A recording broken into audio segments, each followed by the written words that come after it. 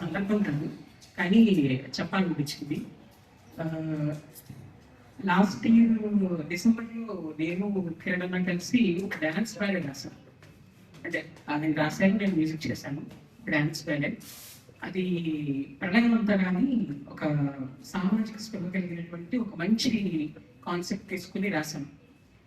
అందులో వచ్చేటువంటి ఒక బుక్ లైన్ భూమిని నేను అలా అన్నప్పుడు వెంటనే మాకు కేఆర్ బ్రో చెప్పినటువంటి విషయం ఏంటంటే ఇలా అని ధరణిని పరిచయం చేశారు నాకు. యాక్చువల్గా అప్పుడు ఎంత సిమిలారిటీ ఉంటుందా అనిపించింది థాట్స్ లో, థాట్ ప్రొవకేషన్ లో ఇంత సిమిలారిటీ ఉంటుందా. ఎందుకంటే ఆవిడ పెట్టినటువంటి టైటిల్ పేరు భూమిని నేను, ఇక్కడ నేను రాసుకున్న దాంట్లో హుక్ పేరు భూమిని నేను. అప్పటికి మా ఇద్దరికి మాకెవరికి ఆవిడతో అసలు పరిచయం లేదు, ఒక పరిచయం లేదు, ఈవెన్ ఇన్స్టా పరిచయం కూడా లేదు మాకెవరికి. అలాంటి టైంలో అంటే అంత అంటే టు బి హానెస్ట్ అంటే ఆ భూమిని నేను చదివాను కాబట్టి చెప్తున్నాను. నేను ఈ మధ్య కాలంలో ఆ బుక్ చదివిన తర్వాత నాకు పరిచయం అయినటువంటి ఈ మధ్య కాలంలో వస్తున్నటువంటి రచయిత్రులలో బాగా నచ్చినటువంటి రచయిత ధరణి అని నేను గర్వంగా చెప్తాను. స్త్రీ అనేది స్త్రీకి సంబంధించినదే కాకుండా మనిషికి సంబంధించినటువంటి భూమిని జాగ్రత్తగా కాపాడుకోవాలి, దానిని మనుషులు ఎంత బలాత్కారం చేస్తున్నారు అనేటువంటి దాన్ని ఎంత చక్కగా చెప్పారంటే ఆ బుక్ లో. కాకపోతే ఈ టాపిక్ చెప్పడానికి నాకు ఎక్కడ వేదిక దొరకలేదు కాబట్టి ఇప్పుడు నేను చెప్పలేకపోయాను. ఇది దొరికింది కాబట్టి దాంట్లో పుచ్చుకున్నాను కాబట్టి చెప్పేస్తున్నాను. బట్ నిజంగా షీస్ గ్రేట్ విషయంలో చాలా చాలా అలాంటి పరిచయం చేసినందుకు కేఆర్ బ్రోకి థ్యాంక్ యూ వెరీ మచ్. అయితే ఇంకొక పెద్ద లాంచ్ చేయాలి కాబట్టి నేను లాంచ్ చేస్తాను. అయితే దానికి ముందు ఒక చిన్న కవిత, అంటే నాకు 14 వయసులో రాసినటువంటి కవితల్లో ఒకటి. చాలా మంది కవిత రాసిన తర్వాత తిట్టారు, తర్వాత పొగిడారు, వేరే విషయం అది. ముందే తిట్టారు ఆ కవిత కాబట్టి చెప్తున్నాను. మీరు కూడా ఎవరైనా తిట్టాలనుకుంటే తిట్టేయచ్చు, బట్ తర్వాత మొత్తం పొగడచ్చు. చదువుతున్న టైంలో అనమాట నాకు రాసింది. కవిత్వం ఎందుకు? కవిత్వం ఎందుకు? కవిత్వం హృదయాన్ని స్పర్శించడానిక, కేవలం సమాజాన్ని విమర్శించడానిక? కవిత్వం హృదయాన్ని స్పర్శించడానిక, లేదా కేవలం సమాజాన్ని విమర్శించడానిక? ఇవే నన్ను వేధించే ప్రశ్నలు. ఇప్పటికీ వీటికి లేని జవాబులు. ఎప్పటికైనా దొరకపోవని, ఎప్పటికప్పుడు వెతకాలని.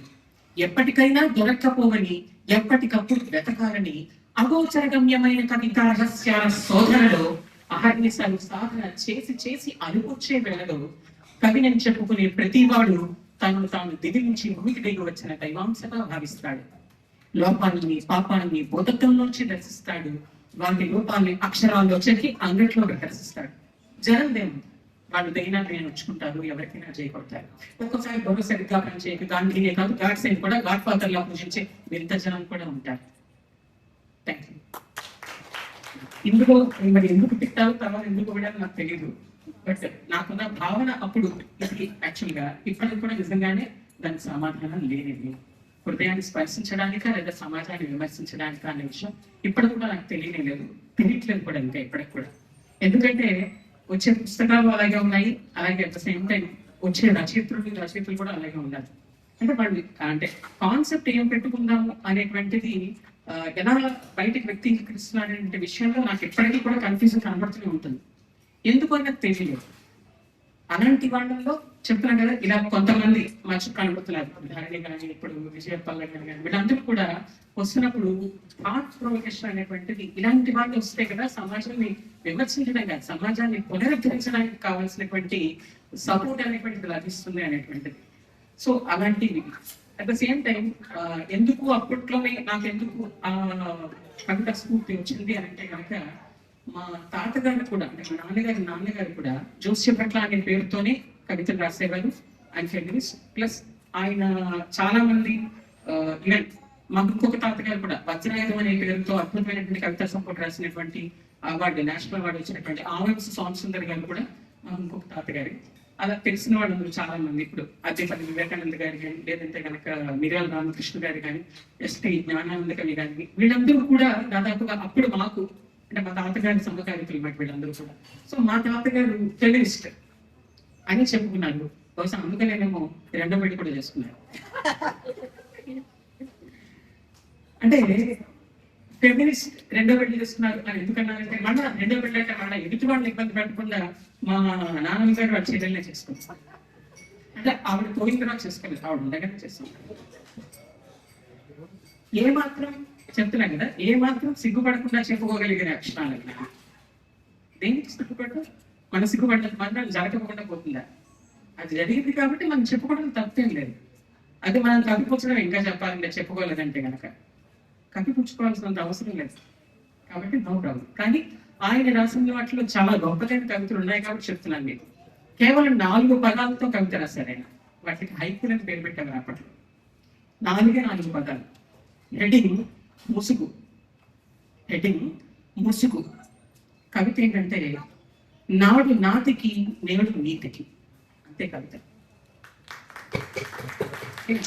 అంటే చెప్పదలుచుకునే విషయాన్ని ఇంత పొట్టలు కొట్టి ముఖాంచుకాలుగా రాయాల్సిన అవసరం లేదు.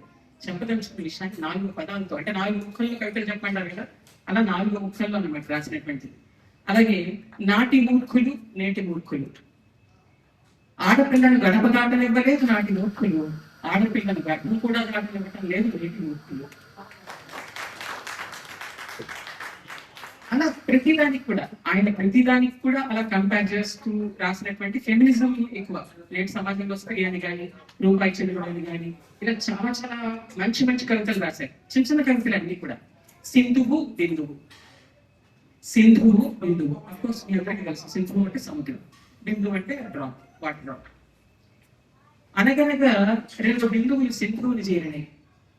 అనగనగా 2 బిందువులు సింధువుని చేరినాయి. సముద్రం అన్నది ఒక బిందువుని, అమ్మ నీ వైనమేమమ్మా అని. ఒక కళ్యాణికి తనకు కళ్యాణం కాలేదే అన్న విచారం కొద్దీ మిర్చిన కన్నీటి బిందువుని అన్నది ఒక బిందువు. అలాగా అయితే నీ వైనమేమమ్మా అని 2వ బిందువుని అడిగింది ఆ సింధువు. అప్పుడు అన్నది కదా ఆ బిందువు, అదే కళ్యాణికి కళ్యాణం అయిన తర్వాత విడిచిన కన్నీటి బిందువు నేనన్నది. అంటే అప్పట్లో, ఇప్పుడు కాదు, అప్పట్లో ఆడవాళ్ళకి పెళ్ళ కాగలేదని గడిపే పెళ్ళైన తర్వాత కూడా ఎదురు. అది పరిస్థితి. ఇప్పుడు కూడా అంటే ఇప్పుడు కవితల దాకా రావట్లేదు, వాళ్ళే కథలను చేసుకుంటున్నారు. మగవాళ్ళని అదే బ్రహ్మల్లో పెట్టి అది చేసుకుంటున్నారు. నాకు ఇంకా మా ఆవిడికి చూడలేదు అలాంటివన్నీ కూడా. అయితే అలాగే వచ్చి కళ్ళజోడు కాళీజోడు. అంటే గొప్పతనం ఏంటంటే నాకు నచ్చింది మా తాతగారు ఆ విషయంలో. కవితలు రాసినప్పుడు కేవలం ఫెమినిస్ట్ అంటే కేవలం స్త్రీలని సపోర్ట్ చేస్తూ మాత్రమే రాయడం అది కాదు ఫెమినిజం అంటే. వాళ్ళల్లో ఉండేటువంటి వాటినన్నింటినీ కూడా ఖండన చాలా సున్నితంగా ఉంటూ, పూర్తిగా తెగడగాను పూర్తిగా పొగడగాను ఉండకుండా రెండింటినీ కూడా చెప్తూ ఉండడమే ఫెమినిజం. అది చాలా మందికి తెలియగా ఓన్లీ సపోర్ట్ చేయడమే ఫెమినిజం అనుకుంటారు. అది చాలా రాంగ్, అది నాకు తెలిసిన వరకు. సో అలాగా అంటే ఇంకా రాసినప్పుడు కళ్ళజోళ్ళు కాళీజోళ్ళు. లోకంలో కొంతమంది భర్తలు పాపం వారి కాళ్ళు కింద నలిగే కాళీజోళ్ళు, మరికొంతమంది ఆడవాళ్ళు వారి యొక్క భర్త ముక్కును పట్టుకుని వెళ్ళాలి కాళీజోళ్ళు.